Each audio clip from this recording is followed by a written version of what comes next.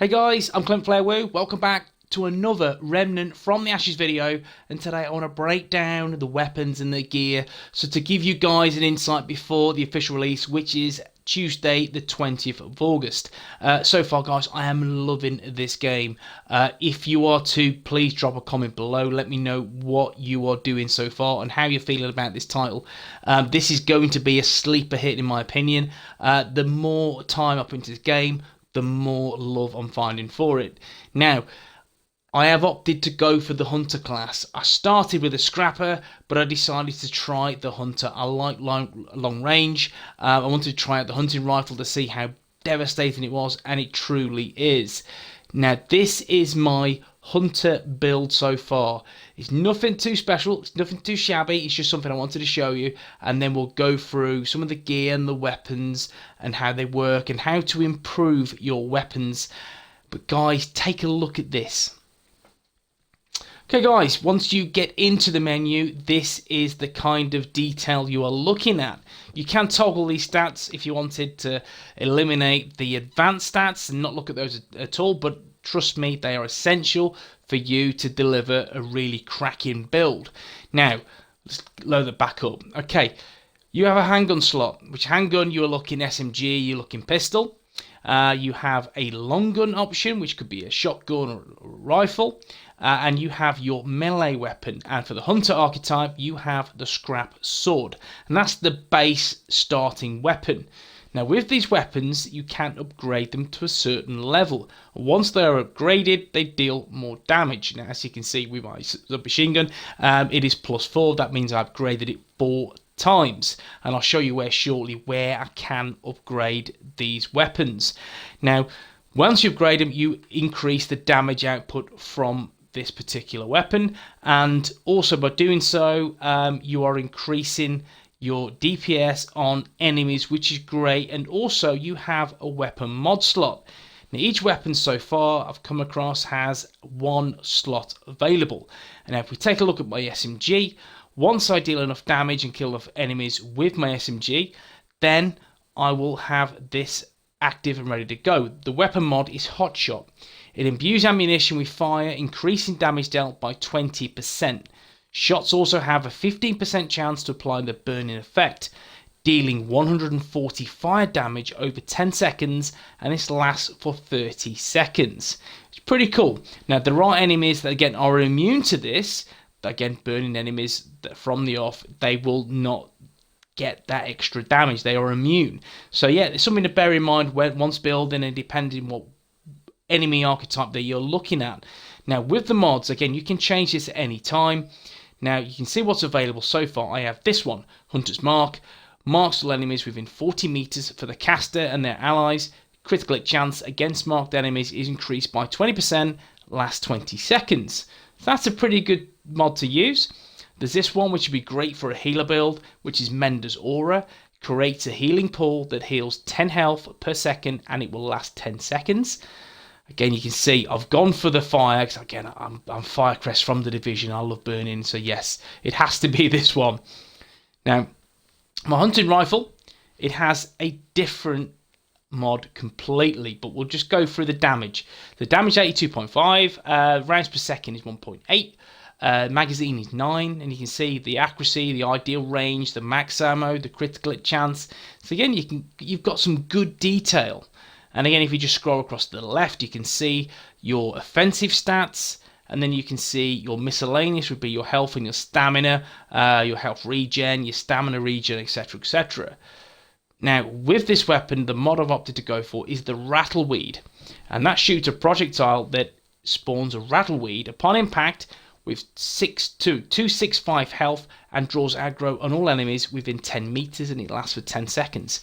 So if you have a shit ton of enemies that spawn out of nowhere, which does happen in this game more often than you know, once that happens, activate this via your RB if you're on Xbox, and once you activate this and shoot this into the ground, you will be free. You'll be in a good position to take down, or again, the Rattleweed will draw the aggro, so you can there and you can take them down one by one to make your job a lot easier, rather than be confused or baffled because there's so many coming at you at the same time.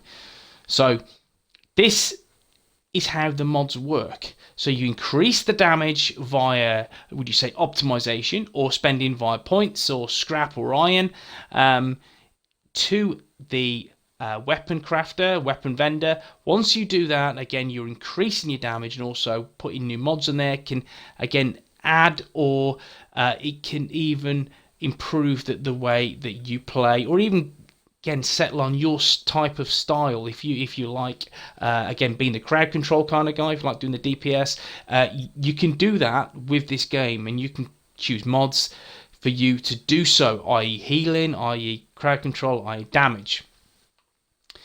Scrap sword, this again, it depending on your class archetype. With the hunter, this is not your go-to. It's something that to be used at a point where you need to, because again, this is more of a long-range build. Now, the sword damage, you're looking at a greatest twice, sorry. So my damage is 42, my critic chance is 5%. As we go through the stats, you can see it is an okay weapon. But for me, on this build, I do all the damage with this, the hunting rifle, 82.5. This is a beast. Now that's the weapons. That's how they work. I mean, alternate weapons, we've got, for example, the repeater pistol. You can see it's got damage of 17, rounds per second 6.5. You've got 13 magazine. So you can see it's a fairly decent weapon. It's decent, but I do like the SMG because it does some great burst damage very quickly. Now the gear. Now, your gear, each piece of gear will have resistance values. So bleed, fire, rot, radiation, corrosive, or shock. And again, this will vary depending on which gear set it is. Now, the gear sets, for example, this one is sharpshooter. This is the one that's preloaded with the hunter. One piece is 7% weak spot damage. 2 piece is 15% weak shot damage, and 3 piece is 25% weak shot damage, or sorry, weak spot damage, sorry. So this, and how the build works and how gear sets work, is that you get greater value with more pieces equipped, is how they should work. So it is better for me to use the 3 piece, and again, I think with any gear set, is again, you'll be doing yourself a disservice if you're only having 1 piece of each gear. 3 piece, if you have them, is definitely something I would go for, depending on how you want to build. And with this, it's all about damage. Now, other gear sets have different attributes or different stats, bonuses. And this one, for example, this is the Drifter's Mask. So the Drifter gear set, what this does, it reduces your stamina usage. So 1 piece is 10%, 2 pieces 20%, and the 3 piece is a minus 35%. So in a nutshell, once you're using stamina, the bar will deplete, and then in terms of with this gear set, it won't deplete as much with the standard or any other gear set. So maybe in game, this gear set could be quite useful for anyone who's played Dark Souls. You kind of understand the stamina usage is quite important. So far, I've gone for damage, but this is something I would definitely bear in mind moving forward. Another one, again, just to get you a feel of the gear sets and how they work. This gear set, I've just acquired the mask, which is regrowth. It slowly regenerates health over time. So this is like your nomad in the Division 1. So with this, 1 piece is 0.15 health per second, and the 2 piece is 0.238 health per second, and the 3 piece is 0.333 health per second. And this is, again, a pretty decent gear set with the look of it, and I will have a lot of good utility, and it's something, again, I'm going to keep and develop as I progress through the game. But as you can see, the resistance, this has a huge amount of 36 rot resistance. So when it comes to any enemies that will deal rot damage, you know, it's, yeah, it ain't going to touch you. Simple as that. So this could become a really useful set to try and grind and farm for. And then you have your rings and amulets. So with your rings, so they are passive talents or passive abilities. So for example, this one, the Ring of Evasion, it slightly increases evade window, which is it's a steady talent to start with, but there will be a lot more as you progress through the game. And as you can see, you can equip 2 rings at one time. And then you have amulet space. I don't have any amulets yet, but these will drop. And again, you're looking at more passive talents. So guys, these are the weapon and gear that you'll be looking for once you start playing Remnant from the Ashes. Again, as I progress through the game and I get more gear, I will go through more weapons and more talents, and we'll look at the traits in a future video as well. But today, it's all about weapon and gear. So far, I'm loving this game.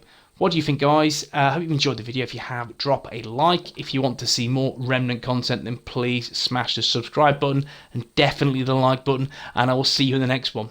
Peace.